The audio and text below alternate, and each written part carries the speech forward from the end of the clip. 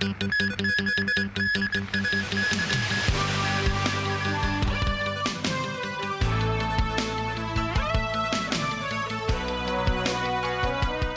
MTRC has announced a salary adjustment for its staff, with most non-managerial staff receiving a pay rise of 1.6% to 3.84% effective April 1st.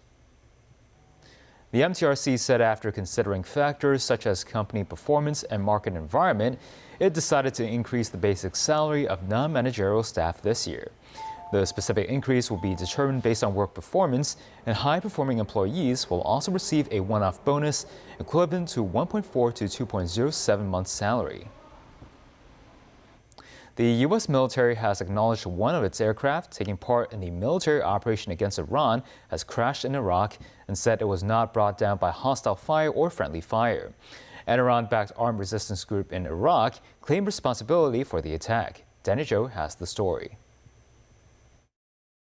A U.S. Air Force KC-135 stratotanker, a refueling aircraft, went down in western Iraq at approximately 2 p.m. on Thursday, the U.S. Central Command said in a statement, adding the incident occurred in friendly airspace during Operation Epic Fury and rescue efforts are ongoing.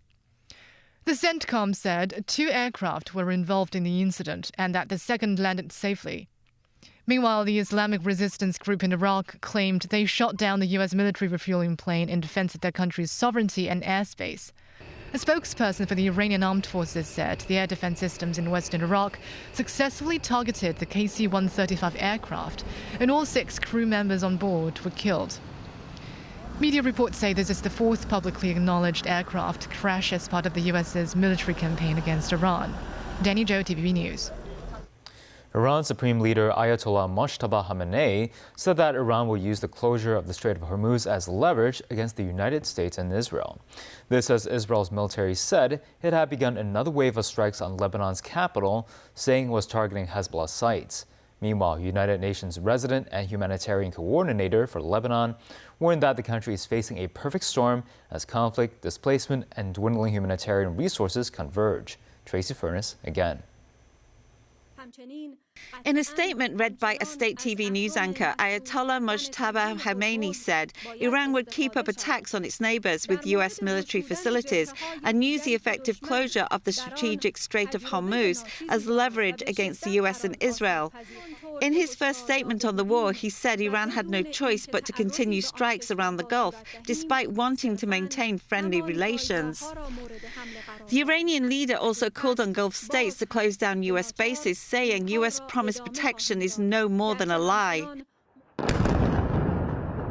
This as Israel's military began another wave of strikes on Lebanon's capital Thursday night, targeting Hezbollah sites.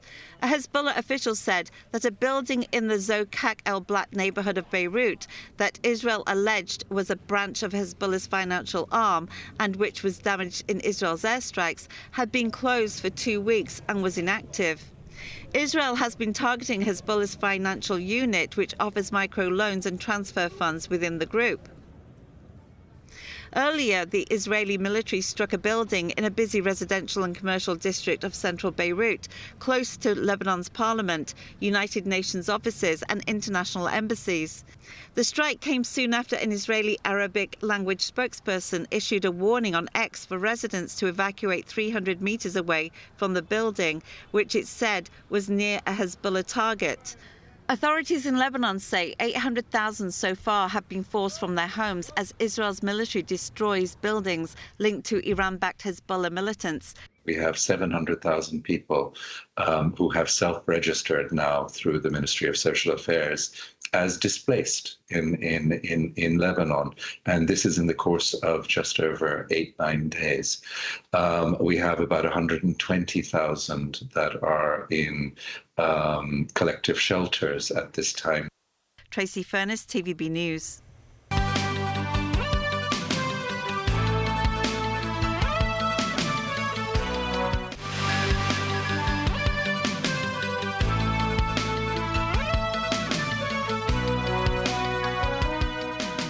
Welcome back. The Ministry of Commerce in Beijing announced that Vice Premier He Lifeng will travel to Paris tomorrow to hold a new round of economic and trade talks with the United States. Danny Jo reports. A spokesperson for the ministry confirmed that the Chinese delegation headed by Vice Premier He Lifeng would meet with the U.S. side from March the 14th to 17th and engage in negotiations on issues of mutual concern. U.S. Treasury Secretary Scott Bessent said in a statement Thursday that their trade and economic dialogue is moving forward thanks to the bonds of mutual respect between U.S. President Donald Trump and President Xi Jinping. American officials reportedly said it is hoped that China will pledge to make bigger purchases of U.S. agricultural and energy products, including soybeans and Boeing jets. U.S. Trade Representative Jamieson Greer indicated that they need to talk with China to build a more balanced trading system to further cut the U.S.'s deficit. The talks are widely seen as preparatory work for Trump's prospective state visit to China, which the White House says will last from March the 31st to April the 2nd. Beijing has not confirmed the visit. Danny Zhou, TVB News. In the U.S., an attacker armed with a rifle was killed after ramming his vehicle into one of the largest Reform synagogues in Michigan. The FBI called the incident a targeted act of violence against the Jewish community. Daniel Rao tells us more. The attacker has been identified as Ayman Mohammed Ghazali, a 41-year-old naturalized U.S. citizen born in Lebanon. Ghazali came to the U.S. in 2011 on an immediate relative visa as the spouse of a U.S. citizen and was granted U.S. citizenship in 2016. Investigators have, however, not yet determined his motive. In the suburban Detroit township of West Bloomfield, authorities credited quick action by well-trained synagogue security personnel for preventing any loss of life at Temple Israel and its daycare center, other than that of the attacker. One security officer was hit by the vehicle and knocked unconscious, but did not suffer life-threatening injuries. West Bloomfield police said Temple security officers engaged the individual and neutralized the threat. They said he was found dead inside his vehicle. All 140 children were safely evacuated from the preschool and accounted for. 30 law enforcement officers were taken to hospital suffering from inhalation of smoke that filled the synagogue from a fire of undetermined origin that erupted when the suspect's truck plowed into the building. The FBI is now leading an investigation into the attack. Jennifer Runyon, the special agent in charge of the FBI's Detroit field office, called the incident a targeted act of violence against the Jewish community. This is a deeply disturbing and tragic incident, and our deepest sympathies are with the victims, their family, and the entire Jewish community. The FBI is here working with our state, local, and federal partners to investigate this incident, and I can confirm that we are leading the investigation right now as a targeted act of violence against the Jewish community. Anti-Semitic incidents have spiked in recent years in the U.S., with anti-Jewish incidents counting for nearly two-thirds of 5,300-plus religiously motivated hate crimes since February 2024, according to FBI data. Darrell, TV News. Back locally, the government has recorded 66 reports of suspected serious child abuse involving some 70 children since the mandatory reporting of child abuse ordinance came into effect on January 20th this year.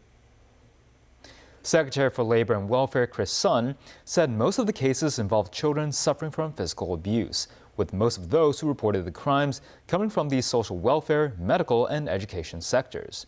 Sun noted there hasn't been a surge in cases as initially expected since the implementation of the ordinance. Some lawmakers suggested that authorities should also introduce measures to deter child abuse. There has been reports of cases of excessive borrowing by some foreign domestic helpers over the years. The government has now strengthened regulations on unsecured personal loans for low-income individuals from August this year. For those earning $6,000 or less per month, the monthly repayment as a percentage of income cannot exceed 35%, and the repayment period cannot exceed the remaining years of the employment contract. For those earning between $6,001 and $12,000 per month, the limit is 40%. Based on the current minimum wage of $5,100 per month, for foreign domestic helpers, a maximum loan amount for a 2-year contract will be approximately $42,000. Tsinghua Group of Hospitals and the University of Hong Kong have conducted a survey on carers of mental health patients. The survey found that more than 66% of the carers are under severe burden. Mo Sinai reports.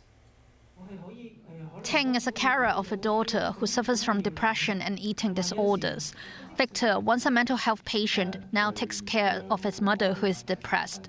Speaking at a press conference on Friday, the two shared the stress level they have been facing as carers of mental health patients, such as losing sleep at night. But their cases are just the tip of the iceberg.